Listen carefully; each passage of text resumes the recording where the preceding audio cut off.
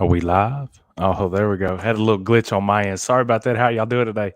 Uh, we're going to talk a lot of the same old stuff today. We're going to talk Titans. We're going to talk Vols. We're going to talk Braves. I think most of y'all kind of know where most of this is going, but I need to get some of this stuff off my chest. So if y'all are ready, we're just going to go ahead and get on into it. Our first take: the Titans look really bad, and I say look because it's not just last week; it's week one as well. They've got some other issues that just in general make me think they may not be very good. I know that y'all have to kind of bear with me for just a second. I'm trying to share this video on Facebook Live. Is anybody even watching this? Oh, I got a few people watching. So how y'all doing? Anyway, Titans look terrible. They looked really bad. And it's not. I mean, you can sit here and say whatever you want about Derrick Henry or whatever. The offensive line has been terrible, absolutely terrible. And that's the thing about like firing Todd Downing, excuse me. You could fire Todd Downing if you want. It doesn't matter who calls plays if your offensive line isn't going to block. And the Tennessee Titans offensive line has not blocked. Derrick Henry has no room to run anywhere. Ryan Tannehill has been very good, even though the offensive line has been terrible. Now, last week he did make a few mistakes. I know he had 2 picks. One of those wasn't on him. The other one was. But it doesn't matter who your quarterback is. It doesn't matter who your offensive coordinator is. It doesn't matter who your receivers are. Doesn't matter who your running back is if your offensive line ain't going to block. And the Titans' offensive line has decided not to block. Maybe they haven't decided they don't want to block, but they can't. I don't know what the issue is. I know Lawan got hurt last week, and as overpaid as he is, the Dennis Daly kid came in and gave up more pressures in the quarters that he worked than Lawan had over the past few seasons, which is insane to me. I don't know who came up with those numbers, but if that's even remotely true, I don't foresee Dennis Daly being an all-pro left tackle this year.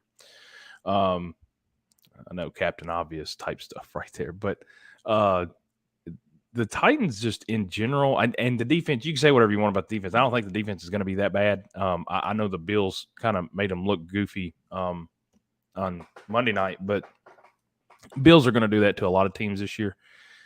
The saving grace for the Tennessee Titans is the fact that I don't think Jacksonville's that good. The Colts obviously suck, and the Texans I don't think the Texans have a roster that can compete week in and week out. And I still don't really have a whole lot of faith in Lovie Smith. He's never been, or I don't want to say never. He hadn't been good as a head coach where he's been for a long time now. So I can't really expect Lovie Smith to get those guys in the playoffs. Jacksonville may not be that bad, but I don't think they're that good either. If Tennessee can just get things kind of turned around, and I think almost everything starts up front with the offensive line.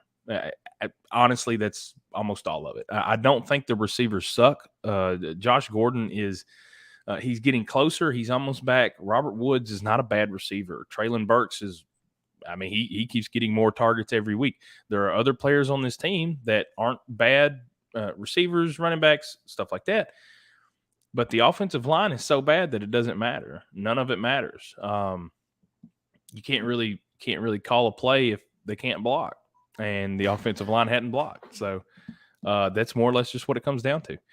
If they do fire Todd Downing, I think that would make a lot of people happy in the fan base. But I'm pretty sure Vrabel said they're not going to do that the other day.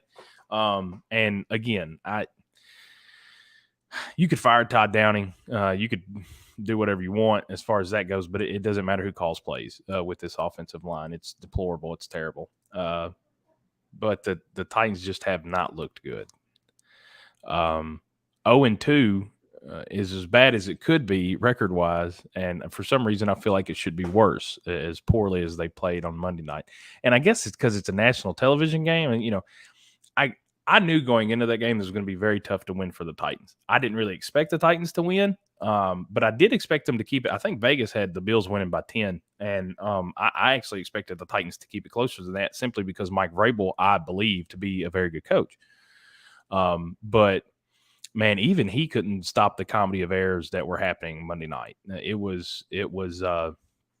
got to a certain point where I kind of just laughed it off. because that's all you can do. I didn't really get mad, which is surprising. I didn't get upset. I had probably a little 30-second rant about the offensive line on Monday night, but I really didn't get too upset because the Titans just aren't very good right now. And that's I love how all the talking heads that work for ESPN, they want to tweet out that it looks like the Titans could really use A.J. Brown. It doesn't matter if Jesus Christ is playing wide receiver. If you do not block, you can't throw him the ball. It does not matter. Get over it. To everybody, if you want to fix the problem, fix the offensive line. Get somebody else to catch punts. Apparently, we don't have anybody that can catch punts.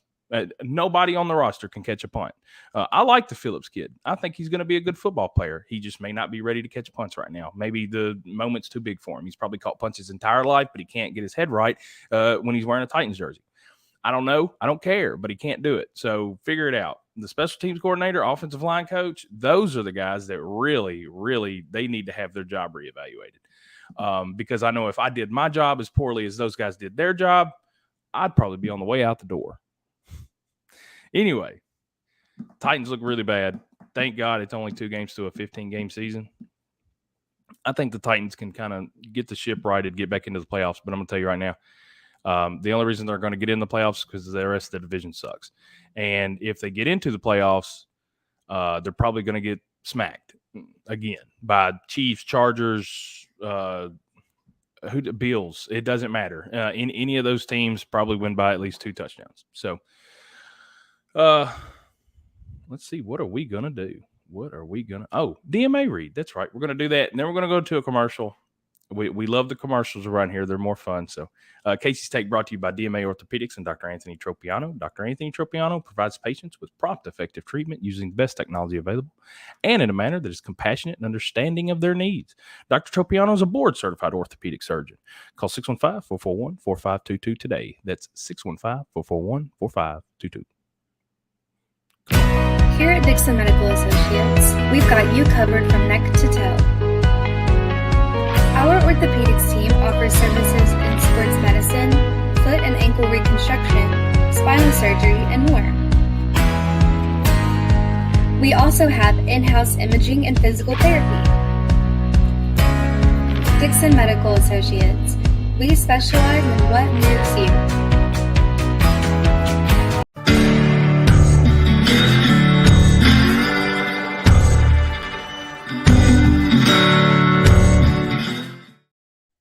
All right, welcome back. Second take, we're going to talk Vols. Now, before I get too far into this, I need to lay out kind of what I want to do. First of all, the first few minutes, I'm going to explain to you why I think the Tennessee Vols are a better football team than the Florida Gators this year. And then the second half of me talking is going to be whatever this cursed black magic is that does not allow the Tennessee Vols to beat the Florida Gators. Florida has won 16 out of the last 17, I think. If that's not right, it's still a bunch. As a Tennessee fan, I don't want to keep up with the numbers anymore. Florida just dominates this rivalry over the last decade and a half at least. But Tennessee's schedule are favored to win by 10.5 points. Florida hasn't really looked all that great. Tennessee's backup quarterback Joe Milton has thrown for 3 touchdowns this year. Anthony Richardson has yet to throw for a passing touchdown. Florida's defense, it looks good. It looks athletic, but they're still giving up a few mistakes here and there. The offense doesn't really seem to click yet. I know a lot of people want to. I know a lot of Florida fans, they want to, really commit to the run game. That's what I've been seeing among all the Twitter coaches. So I think Tennessee's roster is probably better. If it's not, it's close. Tennessee's coaching staff, now that it's been here a whole year, I think Tennessee's coaching staff kind of gives them an advantage. Tennessee has a lot of momentum. I know Florida's got a bunch of momentum too, especially after beating Utah. The loss to Kentucky probably hurts them, but they've got a lot of things going for them, I think. And plus, like I said, here's the thing. I'm scared to death the Vols are going to lose. The Vols should win, but the Vols should have won a bunch of times over the last 15 years. There were plenty of times they shouldn't have won. Don't get me wrong. Florida has been the better team over the past 15 years by and large, but by a lot. But this year, I think everything kind of lines up for the Vols to win. And like I said, if you ever want a non-opinionated version of what the game should look like, just look at Vegas. Vegas doesn't care about your feelings. They don't care who you root for. Vegas cares about money, the almighty dollar. And if Vegas has Tennessee winning by 10 points, Tennessee probably should win by about 10 points. However, Tennessee fans, we know there is some sort of curse. It is black magic. I don't know what we did to deserve it. Maybe Steve Spurrier is a witch doctor. And when, he grew up in East Tennessee and he wanted to go to Tennessee. And when we told him no, he probably decided he was going to put out some sort of really bad juju on us. And it has still affected us, especially when it comes to playing Florida. I don't know what it is, and I don't know why, but Tennessee has an issue with beating Florida. It's the same thing, and I've said this before with Kentucky. Kentucky has been the better team than Tennessee over the past, since Mark Stoops got there. Kentucky's been better than Tennessee since Mark Stoops got there. Kentucky can't beat Tennessee. They have. Just like Tennessee has beaten Florida. They did it in, 16? Kentucky has beaten Tennessee, but they don't. They usually don't. And Tennessee usually doesn't beat Florida. So, Vegas can say what it wants. These Tennessee fans on Twitter, they can say what they want. Buddy, I'm going to tell you right there, I'm going to watch the game. I'm going to root for the Vols. I want to see the Vols beat Florida. I'm scared to death they're not going to. I'm scared to death they're going to lose. And I don't even know if scared's the right word. I'm just going to be nauseated. I'm going to be so mad. And only because it's freaking Florida. I'm sick and tired of Florida. Georgia's better, sure, lose to them. Alabama's better, sure, lose to them. LSU, you could say they're better, lose to them, sure, whatever. Lose to Kentucky. Kentucky's probably better. Their roster should be better than ours. Mark Stoops has been recruiting his butt off for a long time. Kentucky should beat Tennessee. Florida should not beat Tennessee. They shouldn't beat Tennessee this year. They should have last year. They should have the year before that. All that. Yeah, sure, whatever. This year, Tennessee should beat Florida. Will they? I don't know.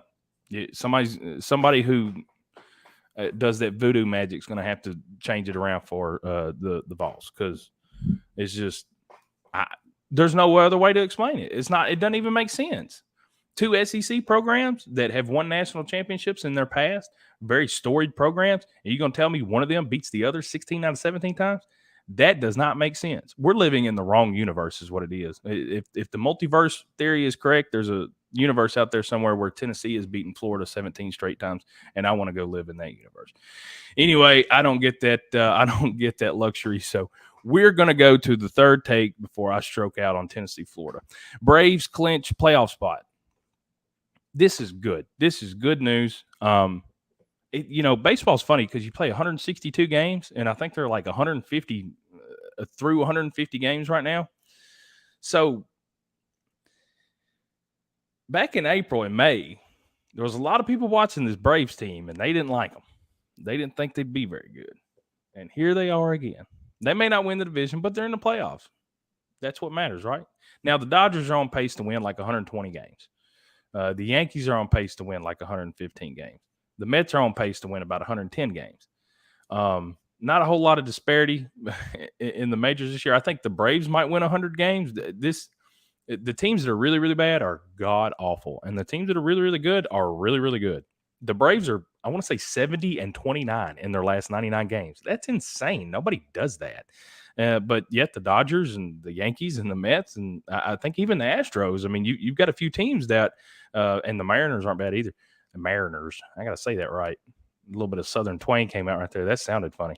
But a lot of really good teams.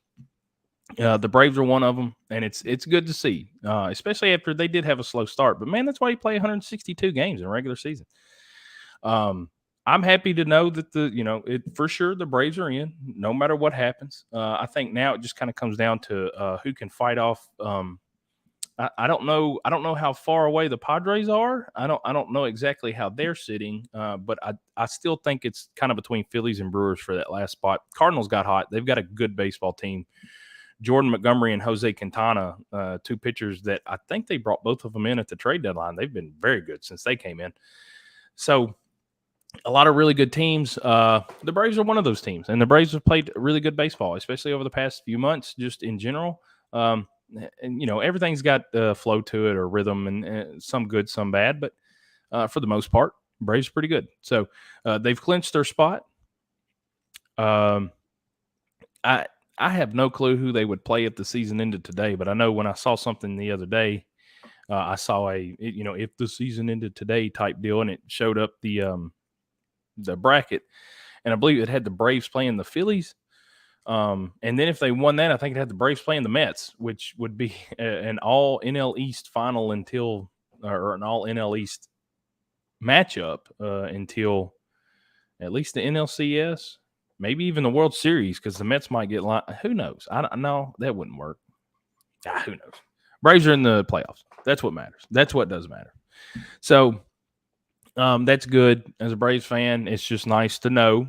Listen, when you get this far in the season, I've seen the Braves collapse before. So it's nice just to know no matter what, y'all are in. So I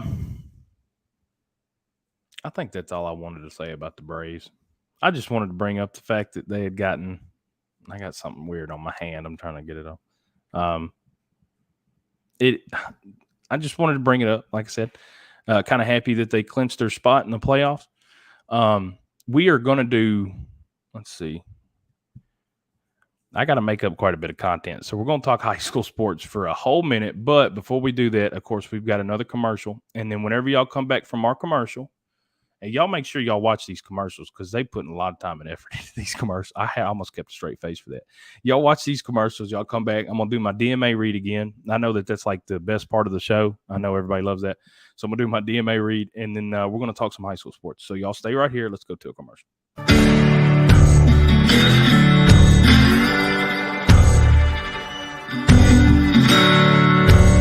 At Dixon Medical Associates, your health is our number one priority. With over 40 providers, our goal is to bring excellent, convenient, and comprehensive medical care to our community.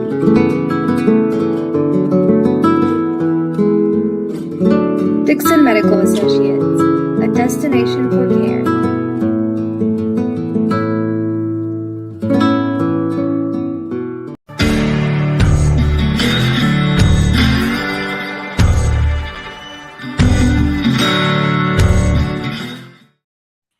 And now don't forget, Casey's Take is brought to you by DMA Orthopedics and Dr. Anthony Tropiano. Dr. Anthony Tropiano provides patients with prompt, effective treatment, using the best technology available and in a manner that is compassionate and understanding of their needs. Dr. Tropiano is a board-certified orthopedic surgeon. Call 615-441-4522 today. That's 615-441-4522. Man, I got like halfway through that one before I messed up. That's aggravating. Either way, I never get any emails from Dr. Tropiano, so I don't guess he cares if I mess up his read. But anyway, we are going to talk some high school sports. It's heavy season. Everybody's playing everybody. There's soccer, there's golf, there's of course football on Fridays. We got volleyball going. Volleyball is a big deal in Dixon. It is a big deal in Cheatham too. Don't get me wrong, but between Creekwood and Dixon, you got two really good programs for their volleyball teams, and they met Monday night. Creekwood won in straight sets. I wasn't there because I watched the Titans get their head kicked in, but I think Dixon. Last time I saw Dixon play, I want to say it was not last week, but the week before. They played Creekwood that week too. Dixon had some injury issues. I don't know if they're getting healthy yet, but if they are, that's a team you really got to watch out for in the playoffs. Coach Clements she's a good coach. She's got some athletes on her team. Dixon's a good team. Creekwood is absolutely nasty. They've got talent everywhere. They've got talent sitting on the bench. Coach Baker, he's been doing this for quite a few years now. I think he's got a pretty good idea of what he's doing, especially with these young ladies on his team. That when you've got talented athletes, it makes it easier to do your job as a coach. So Creekwood's a team. I think I don't know exactly what type of competition they could run into later in the playoffs, but um, as a sports reporter, I'm excited to see how far this team will go. I may get to wind up watching these young ladies play in Murfreesboro, but who knows? Kind of early to talk about that.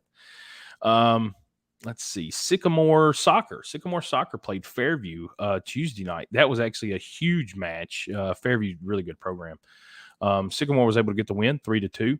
I got to talk to Coach Simon, get some quotes for him. We're going to have a story. Bill Clark was out there and got some photos. I want to say that was Tuesday night. So we got a story for that. Going to go over a little bit of football from last week. Harpeth came in 4-0 and went to go play East Robertson, and East Robertson just put it on them. East Robertson won 42-0. I thought, honestly, I did think that Harpeth could lose the game. To me, it was kind of a toss-up because I didn't know anything about East Robertson, and Harpeth had played, pretty well.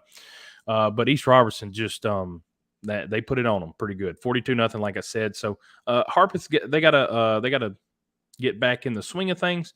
I think they're playing McEwen this Friday in McEwen, which is right down the road from here in Dixon. But I'll be at a different game. Let's see. Cheatham County Central is going to Whites Creek.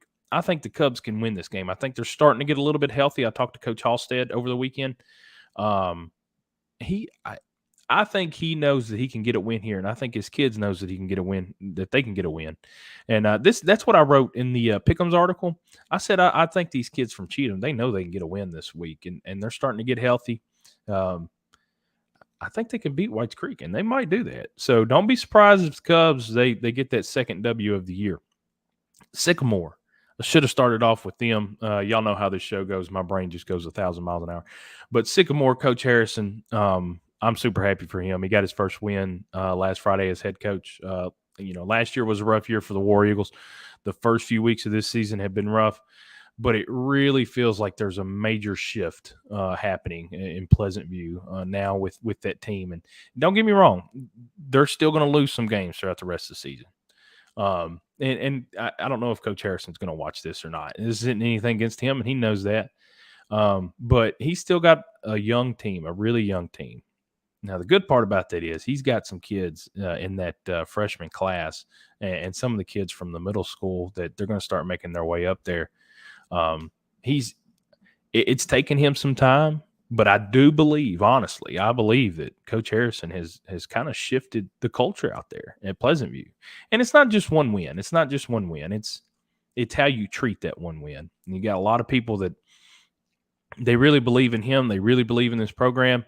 They've got some really good people, in that building as coaches, not just in football and a lot of the sports. They've got a lot of really good people. But I think Harrison's building it the right way, and he came from Springfield, so he knows how to build something the right way. So good for Sycamore, good for Coach Harrison. I was at Hendersonville Gallatin last week. Big game, huge game in the mid-state. So they asked me to go cover that, but I was intently keeping up with the Sycamore final, as well as all the other finals, and including in Dixon. Creekwood, huge win over Tullahoma last week. I picked Creekwood to get that win, and there was a part of me that thought, I don't know, Tullahoma, I felt like Creekwood could get it. They got some things turned around in that Marshall County game, I think. They wound up losing it, but it took a late field goal from Marshall County to beat Creekwood, so I felt right then and there that maybe Creekwood's starting to get things turned around. Perfect time for it, too. Creekwood beat Tullahoma 16-3. That was huge for them. I know some of those kids, when you're working with high school kids, you need some success to keep them, on the right track.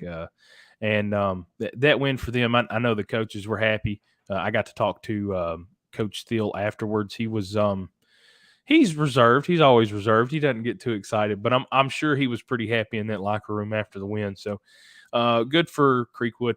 Dixon County lost, I want to say 46 or 41-20 or 46-20 to somebody. It's been a rough go so far for Dixon and Coach Tomlinson, but I'm going to say what I've been saying.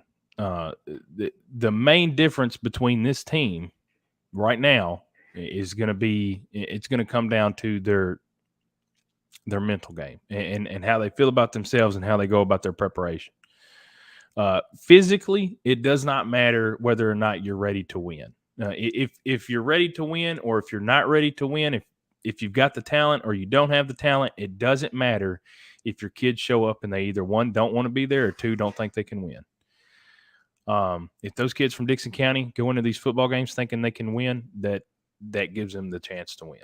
Now, this week they're playing Centennial. And, I mean, listen, any given Sunday, y'all know the deal. Anybody can beat anybody, but Centennial's really good. They almost snuck into the top 25. I want to say they're definitely top 30. They might be 26 or 27. I'm pretty sure they were one of the teams that were receiving votes. So Dixon's got a really rough test coming up.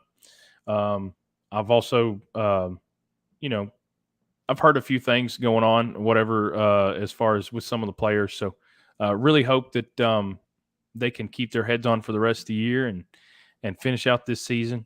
Tomlinson's worked really hard to get the culture shifted and culture changed. So hopefully he can continue them on the right track.